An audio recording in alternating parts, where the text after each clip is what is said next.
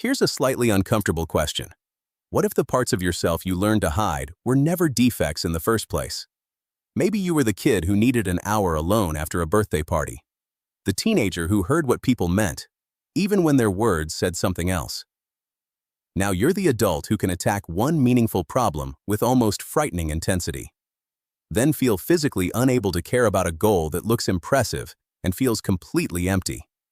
For years, all of that may have looked like a random pile of personal glitches. Too sensitive, too serious, too private, too hard to motivate, too difficult to understand. But psychology offers a much better explanation. Human minds don't distribute attention, emotion, curiosity, and social energy the same way. A trait that causes friction in one environment can turn into an advantage in another. The person who looks withdrawn in a loud room may become razor clear and quiet. The one accused of thinking too much may be the first to spot the assumption everybody else walked straight past. And no, this video isn't a diagnosis or a shiny little certificate proving you're superior. Different doesn't mean better. It means your inner operating system may have been judged by rules written for somebody else. We're going through 10 behaviors that often show up in reflective, internally driven, psychologically observant people. Maybe you'll recognize only a few. Maybe nearly all of them will hit a little too close to home. Either way, I'm not here to hand you a flattering label and pat you on the head. I'm here to replace confusion with a map. Once you can name the pattern, you can stop burning energy fighting it. You can see where it helps, where it hurts, and what kind of life lets it become useful instead of exhausting. First sign? It starts exactly where other people may have assumed you were disappearing. You can genuinely love being with people and still need to recover from them afterward. Big difference. You can love a long dinner with close friends. You can be warm, funny, attentive, even magnetic for a few hours. Then you get home, close the door, and feel your nervous system unclench one muscle at a time. This isn't ordinary tiredness. It feels more like your inner screen has been buried under too many open windows. Every voice, facial shift, interruption, expectation, and emotional undercurrent kept grabbing a little piece of processing power. Alone, the windows finally start closing. Chosen solitude does different jobs for different people. For some, it creates room to think. For others, it lowers the stimulation. For others, it simply removes the pressure to keep responding. Research on solitude draws a crucial line between being alone because you chose it and being isolated against your wishes. Same empty room, completely different psychological experience. So no wonder telling yourself to be more social never fixed much. The problem wasn't a lack of affection. It was the price of non-stop input. Think of a phone that works perfectly but needs a different charging cable. Yelling at the battery won't change the port. Brilliant strategy, obviously. Your job isn't to turn solitude into a fortress. Too much withdrawal can make a life very small. Use privacy deliberately, as recovery, not escape. And once the noise drops, something very predictable happens. Your mind doesn't go empty. It goes deeper. Someone gives the room a neat explanation for why a relationship ended, a company failed, or a person behaved badly, and most people accept it. You nod, provisionally. Then your brain goes, hold on. What caused that cause? What assumption is hiding underneath it? What would have to be true for the opposite explanation to make sense? This can turn a simple conversation into an unexpectedly long one. It can also make you look indecisive, suspicious, or mildly obsessed. People who want quick closure may hear your questions as resistance, even when you're honestly trying to understand. Psychologists call this need for cognition, a tendency to seek mentally demanding thought and actually find it rewarding. It isn't the same as intelligence, and it definitely doesn't guarantee good judgment.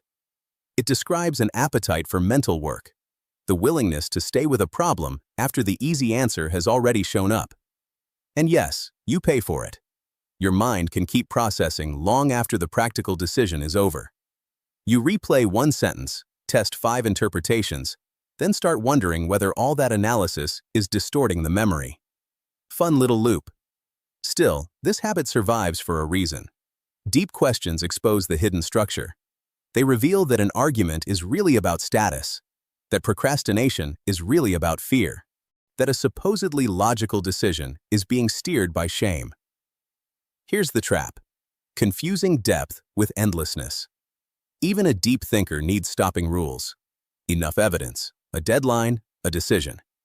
Without them, curiosity becomes a maze. With them, it becomes discernment. And discernment changes more than what you think about. It changes what you're willing to give your life to. Maybe people have called you inconsistent. One week, you can work until midnight without being asked. Another week, a task that takes 20 minutes sits untouched for days. From the outside, it looks like a discipline problem. From the inside, it feels like a meaning problem. When something connects to a value, a real problem, a person you care about, or a question that matters, your attention gathers around it. When the task feels performative, arbitrary, or disconnected from any outcome you respect, your energy refuses to assemble. That doesn't excuse broken promises, but it does explain why pressure alone keeps failing. Self-determination theory separates motivation that feels chosen from motivation that feels controlled. Decades of research in that tradition link stronger, more durable engagement with autonomy, competence, and relatedness.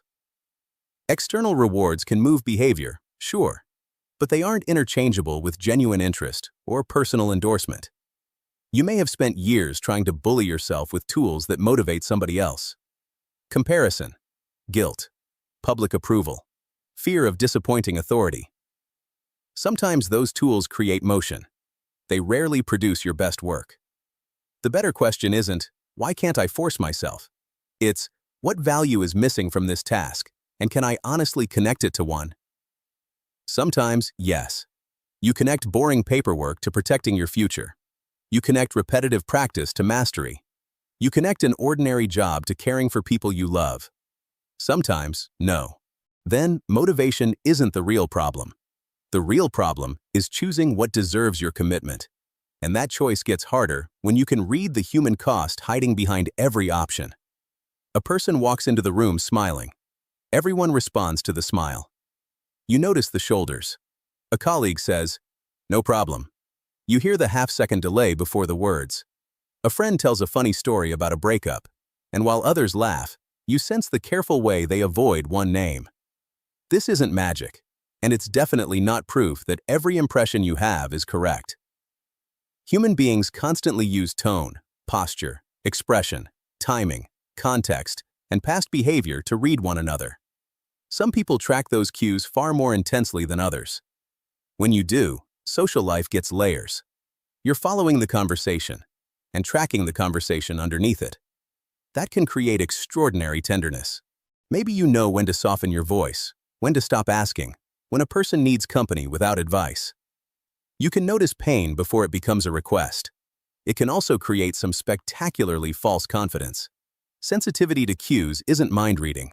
A tense jaw may mean anger, fear, pain, concentration, or nothing important at all.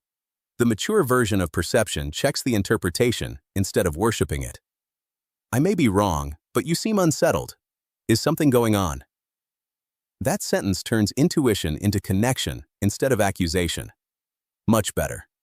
The loneliness kicks in when you spend years noticing everyone else and rarely feel noticed yourself. People feel understood around you, yet few realize how much work you are doing to understand them.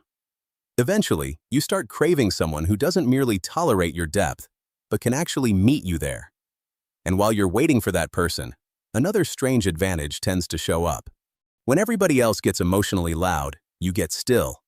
In a crisis, you often get quieter. Not calm because you feel nothing. Your body may be completely flooded. Your thoughts may be moving fast.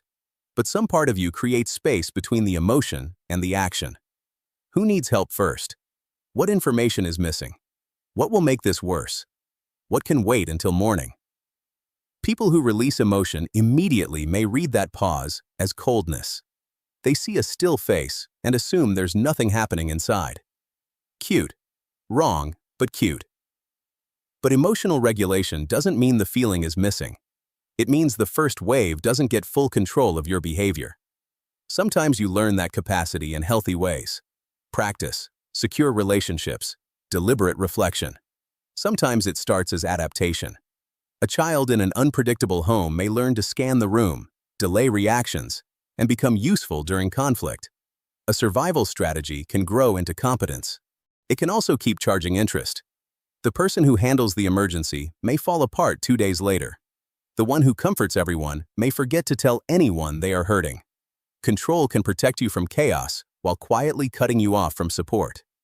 So no, the goal isn't permanent composure. It's flexible regulation. Steady when action is needed.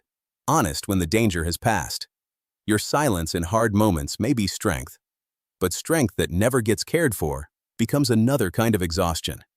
And that exhaustion may have started early because you were thinking about adult questions long before the adults around you expected it. Maybe you remember being young and feeling strangely out of step with people your age. Other children weren't shallow.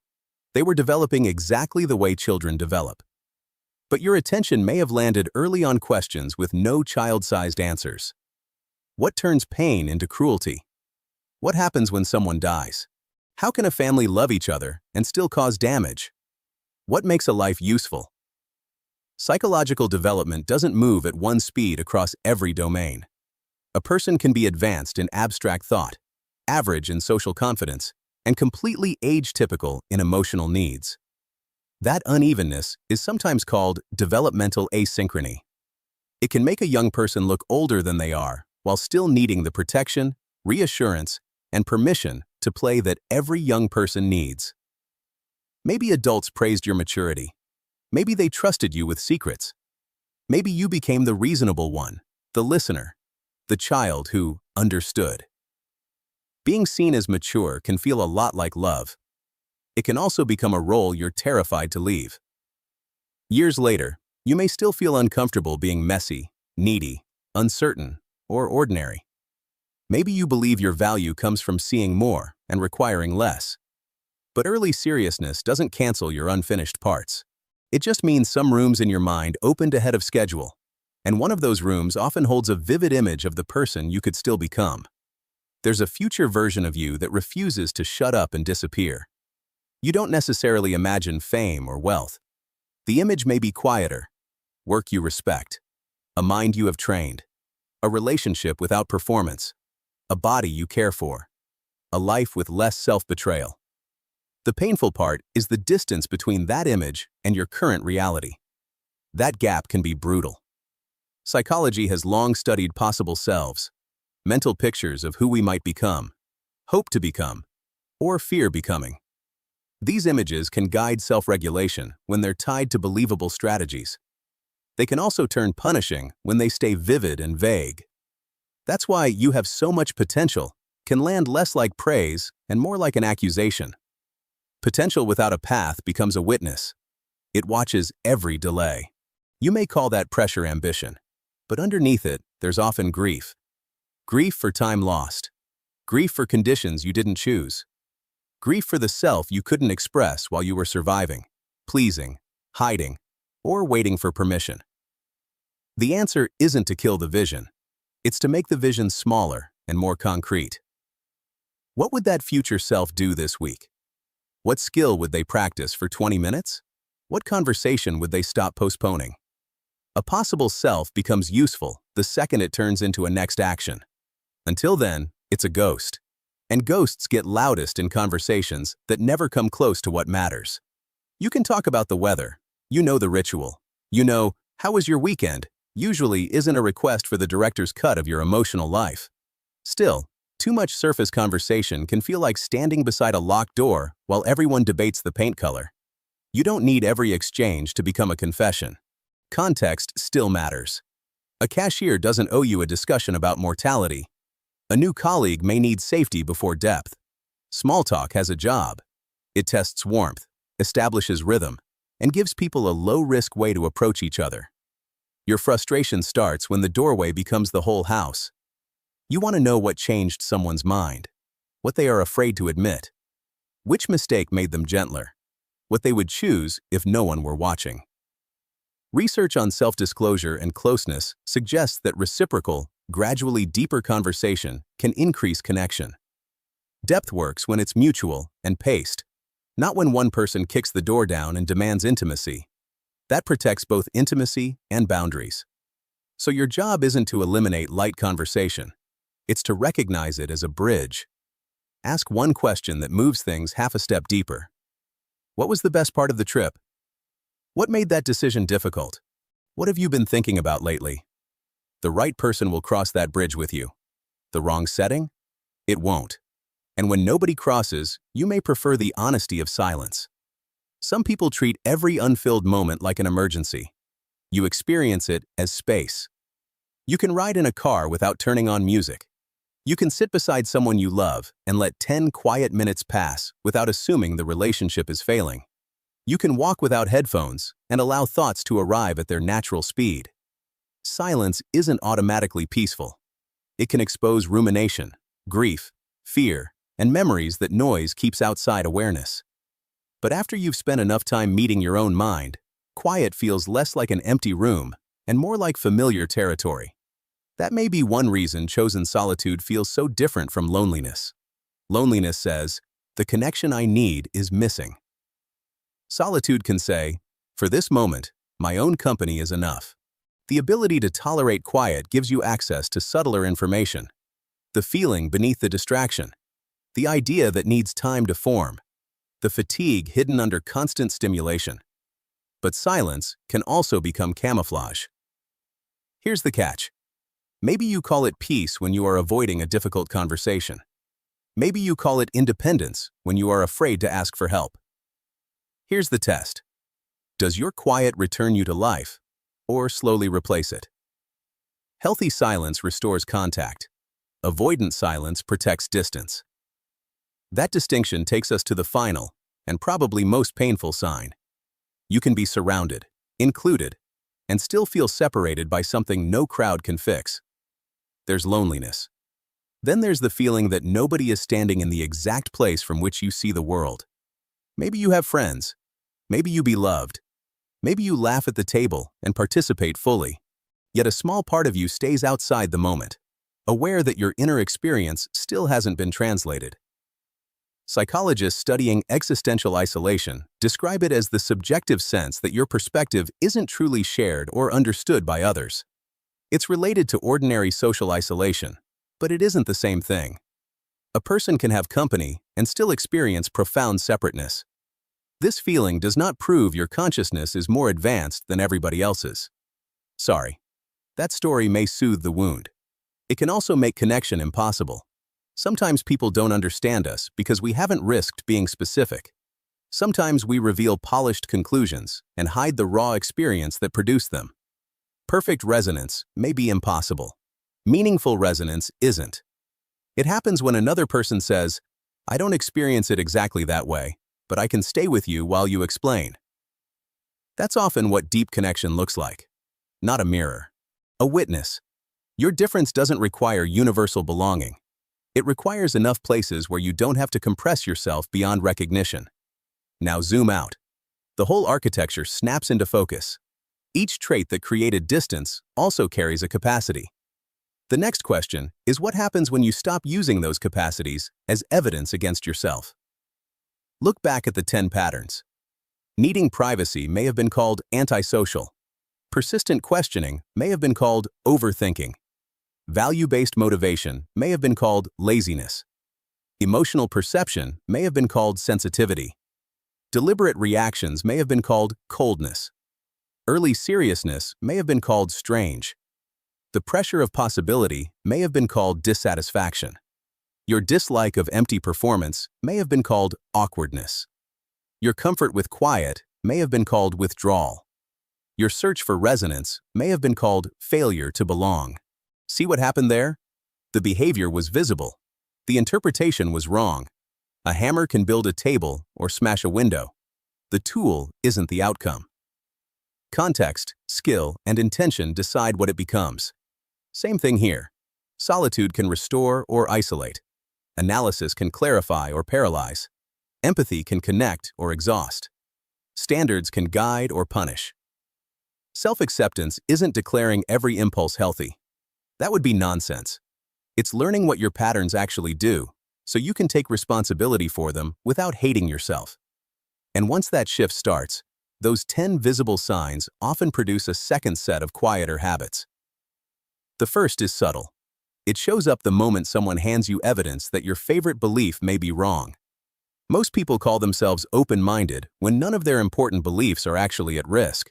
The real test arrives when new evidence threatens something tied to pride, identity, family, politics, or the story you tell about your past.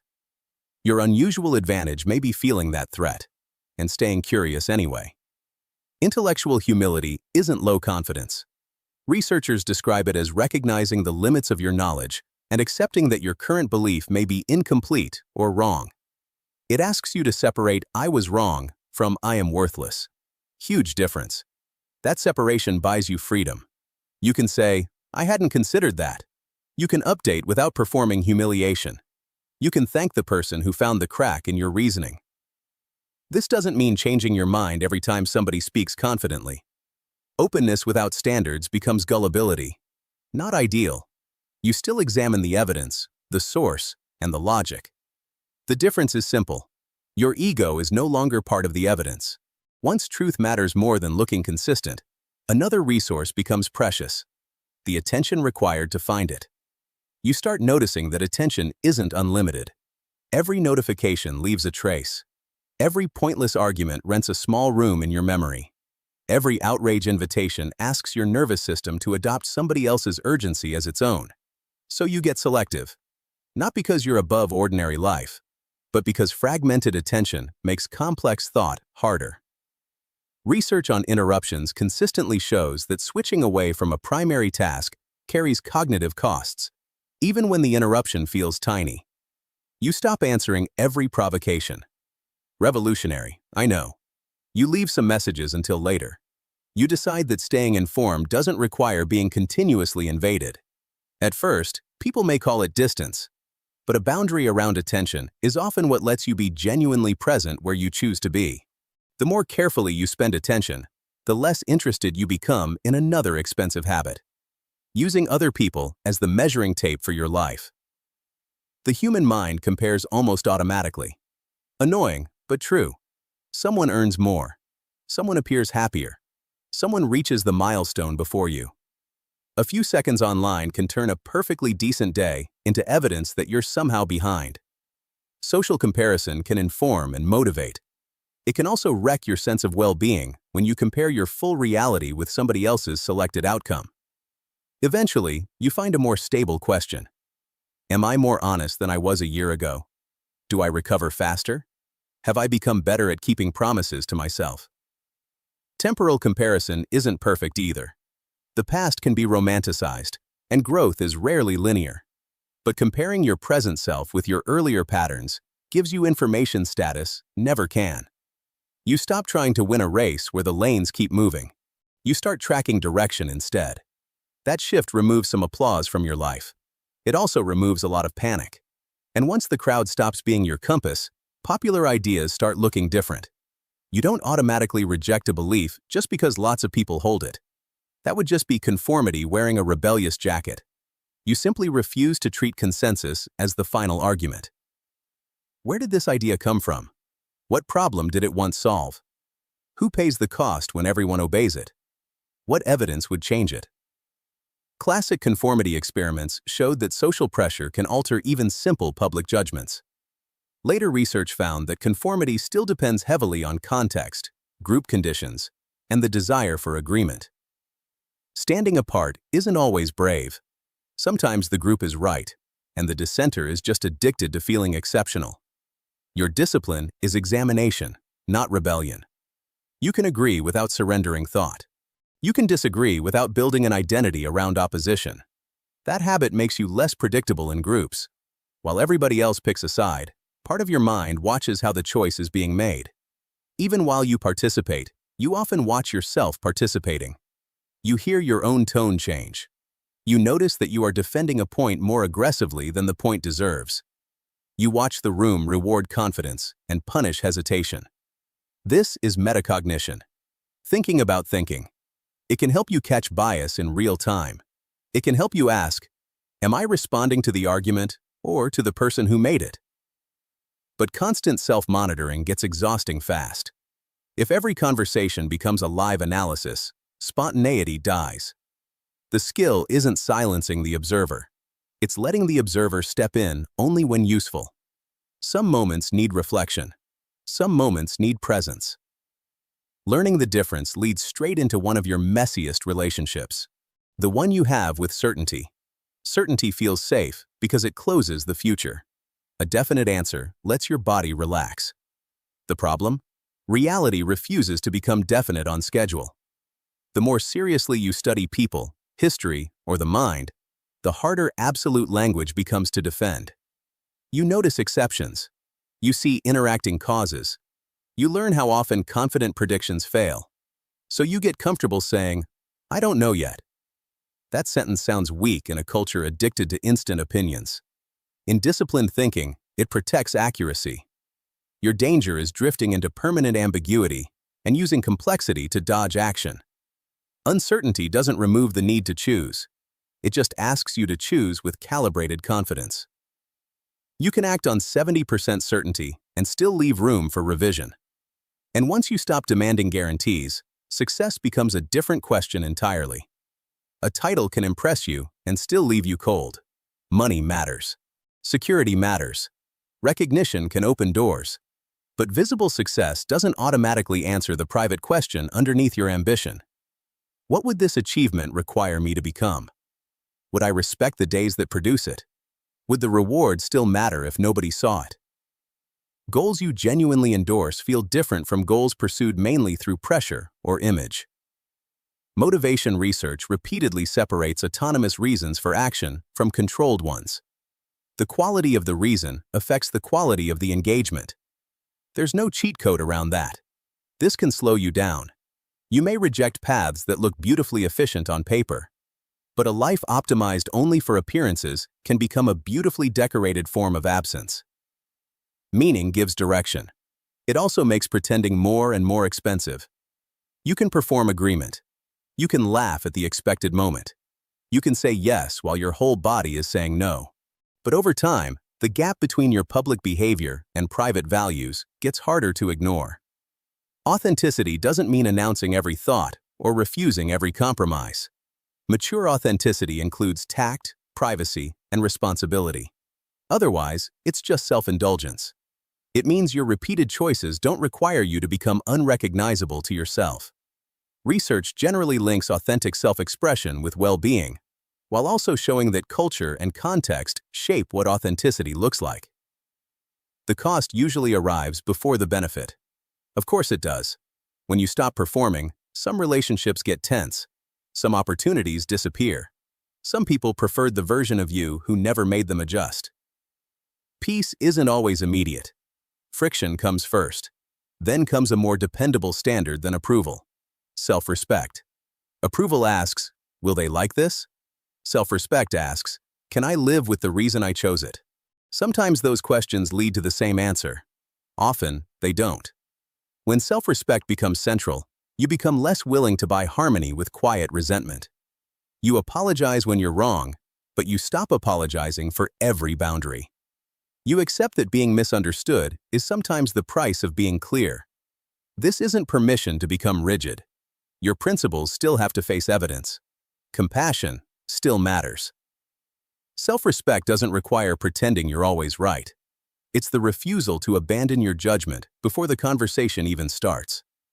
That inner agreement creates a steadier kind of confidence, and that confidence gives your imagination room to move beyond the present moment. You spend time inside events that haven't happened yet. A conversation branches into 5 possible outcomes. A decision becomes a chain of consequences. You picture the immediate reward, then the second-order cost, then the person who will have to manage that cost later. Psychologists call this broad family of processes prospection, representing, evaluating, and planning possible future states. Researchers separate simulation, prediction, intention, and planning, processes that often work together. From the outside, it can look like daydreaming or hesitation. From the inside, it's a rehearsal room. The strength is foresight. The risk is treating imagined danger like a completed fact. A vivid scenario can feel probable just because it's vivid. Your brain loves that trick. So you learn to ask two questions. What could happen? What is likely enough to prepare for? That distinction turns imagination into planning instead of feeding anxiety. And some of your best simulations arrive when you're not even trying. They show up when almost nothing is happening. Boredom makes many people grab stimulation before the mind even changes gears. You sometimes wait. During a walk, a shower, a slow train ride, or 10 minutes staring out a window, ideas start connecting without direct effort. The problem you left unfinished, quietly, reorganizes itself. Research on incubation and mind wandering suggests possible benefits for creative work, but the effect isn't universal. It depends on the task, the type of wandering, and whether attention is being regulated. That nuance matters. Distraction isn't automatically creativity. Nice try. The useful state is spacious, not chaotic. You've fed the mind material, stepped away, and allowed new combinations to appear. Noise gives you input. Quiet lets the input meet itself. Soon, those connections start crossing borders between subjects. Maybe you move from attachment theory to mythology, from history to neuroscience, from economics to literature. To somebody else, your interests look scattered. To you, they're pieces of one question. How do people make meaning? Why do systems repeat patterns? What changes behavior? Integrative complexity means separating different perspectives and then connecting them into a more coherent judgment. It isn't the same as collecting random information. The integration is the whole point. A concept from biology may clarify a social problem. A novel may reveal an emotional truth that statistics can't describe. History may show that a new behavior has an old structure. The risk is endless intake with zero mastery. A map with infinite roads still needs a destination. So you choose a problem big enough to welcome multiple disciplines, then learn deeply enough to make the connections real. That habit changes your relationship with mistakes, because every failed connection becomes information. A failed attempt still hurts. But after the sting, you start separating identity from result. This method failed isn't the same sentence as, I'm a failure. That grammatical difference changes behavior. Words matter here. When error becomes information, you can inspect timing, strategy, assumptions, and feedback. Research on learning shows that corrective feedback can be powerful, especially when it helps you understand and repair what went wrong instead of merely delivering judgment. You don't have to celebrate failure. Some failures are expensive. Some should have been prevented. You only have to refuse the waste of learning nothing from them. And once mistakes become reviewable, old beliefs go on the table too. Long after adopting a view, you return to it without anybody forcing you. Do I still believe this? Was that boundary wisdom or fear? Did I call something impossible because I lacked courage, or because it was genuinely wrong for me? Most identities prefer continuity. It's comfortable. An internal audit threatens the comfort of saying, this is just who I am. But growth requires letting an earlier version of you be sincere and incomplete. You don't need to despise the person who held the old belief. That person was working with less evidence. Revision becomes loyalty to truth, not betrayal of the past. Repeated over years, these audits create something bigger than intelligence. Knowledge tells you what can be done. Wisdom asks when it should be done, for whom, at what cost, and whether restraint would be smarter. A person can know thousands of facts and still use them terribly. Wisdom needs context, humility, timing, and the ability to hold competing values without pretending the conflict isn't there. Your solitude, curiosity, future thinking, emotional observation, and willingness to revise start converging here. Not into certainty, into judgment. You become less eager to display everything you know. You become more careful about where your insight is actually wanted. You learn that an accurate observation delivered without kindness can still do damage. Wisdom is depth that learned responsibility. And responsibility makes you slower to decide who another person is. First impressions are efficient. The brain has to make fast predictions from incomplete information. But efficient doesn't mean complete. A confident person may be frightened. A distant person may be protecting a recent wound. A charming person may reveal unreliability only through repetition. So you keep the verdict provisional. This isn't indecision. It's cognitive patience.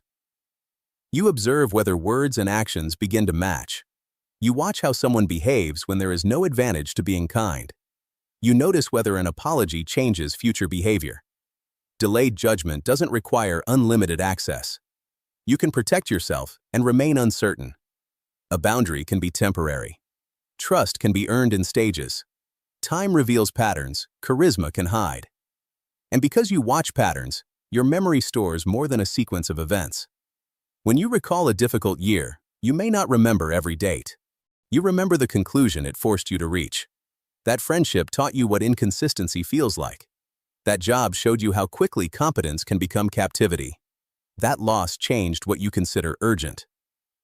Autobiographical reasoning is the process of pulling broader meaning from personal memories and linking events to identity. Research links this kind of meaning-making with building a coherent life story, though reflection can help or harm depending on whether it creates understanding or repetitive rumination. Your past becomes more than an archive. It becomes a working theory of life. Here's the danger: turning one painful lesson into a universal law. One betrayal doesn't prove nobody is trustworthy. One failure doesn't define your limits. A lesson should sharpen your perception, not imprison your future. That same discipline becomes essential when the lesson arrives as criticism. Criticism hits you in two waves. First comes the very human reaction: heat, defensiveness, embarrassment, the wish to explain. Then the analysis kicks in. What part is projection? What part is preference? What part points to a pattern I have avoided seeing? Many people either reject the whole message or swallow the whole thing. You try to separate signal from distortion. That skill protects your confidence without making growth impossible. Useful criticism is usually specific, behavioral, and tied to consequences. Your impossible gives little direction. When you interrupted 3 times, I stopped feeling heard, contains information you can test. You also examine the source. Because obviously, does this person know you? Do their values deserve weight? Are they describing one incident or a repeated pattern? You keep what improves your accuracy. You return the rest. And the more secure that filter becomes, the more willing you are to approach questions that may never give you a final answer. Why does one person turn pain into compassion while another turns it into control? Why do intelligent people defend beliefs that damage them? Why can a life look successful and still feel empty from the inside? Questions like these don't frustrate you into leaving. They pull you in deeper. Psychologists study epistemic curiosity as a desire for knowledge, often triggered by a felt gap in understanding. Curiosity isn't one simple trait. Research describes several forms, including the drive to resolve missing information and the pleasure of exploration. You may never get a clean final answer. Human behavior has too many interacting causes for that. Still, every better question improves the map. That's why learning rarely feels finished. One book rearranges the meaning of another. One conversation exposes an assumption you didn't know you had. 1 year of experience changes how you read every earlier year. The goal isn't to collect answers until uncertainty disappears. The goal is to become more precise, more humane, and harder to fool with simple explanations. And now comes the final reversal, because recognizing yourself in these habits can become either a trap or a turning point. There's a dangerous way to hear everything in this video. You could turn it into a flattering identity. Easy. You could decide that needing solitude proves you are deeper than social people. That questioning everything makes you wiser than decisive people. That feeling misunderstood means nobody around you is capable of understanding. That interpretation would recreate the same mistake in better packaging. A psychological trait isn't a moral rank. Introversion doesn't guarantee insight. Intensity doesn't guarantee truth. Independence can become defensiveness. Empathy can become projection. High standards can become avoidance. Curiosity can become distraction. Silence can become withdrawal. Authenticity can become an excuse for cruelty. Every strength has a failure mode. Every single one. That's why the real gift isn't the label different. It's accurate self-knowledge. Accurate self-knowledge lets you say, I need time alone, and I also need people. It lets you say, my mind sees many possibilities, and I still need to choose. It lets you say, I often notice emotional subtext, and I must verify what I think I see. It lets you say, meaning matters to me, and some meaningful lives are built through boring responsibilities. Once you stop fighting your psychology, you can start designing around it. You can schedule recovery before resentment appears. You can choose work that rewards depth while building systems for the tasks that don't inspire you. You can seek relationships where curiosity is mutual, silence is safe, and honesty doesn't require performance. You can protect attention without disappearing. You can question popular beliefs without becoming addicted to opposition. You can honor your possible future without using it to torture your present self. This doesn't make life effortless. In some ways, it makes responsibility sharper. Once you understand the pattern, you can't blame every environment or every person for what you refuse to practice. You still have to communicate your needs. You still have to tolerate misunderstanding. You still have to act before certainty arrives. You still have to ask for help before strength becomes isolation. The point of understanding your mind isn't to build a museum around it. It's to use it. Maybe you were never failing to become normal. Maybe you were using the wrong instruction manual. And the moment you replace shame with observation, the whole thing shifts. Your differences stop looking like evidence in a case against you. They become raw material. Capacities to train. Limits to respect. Habits to refine. Not proof that you're extraordinary. Proof that you're specific. And a specific life can finally be built on purpose. If one of these 10 central signs has followed you for years, drop its number in the comments. No explanation required. One number may be enough for somebody else to realize they aren't the only one. And before you leave, choose one pattern you'll work with instead of fighting this week. Maybe you will protect 30 quiet minutes. Maybe you will ask one deeper question. Maybe you will turn a future self into a small action. Maybe you will change your mind without punishing yourself for having believed the old thing. Subscribe for more psychology that digs into the hidden patterns behind attention, identity, emotion, and behavior, without turning you into a walking motivational poster. The clearer you become about your own mind, the less energy you waste impersonating somebody else, and the more energy you have to become someone you actually recognize.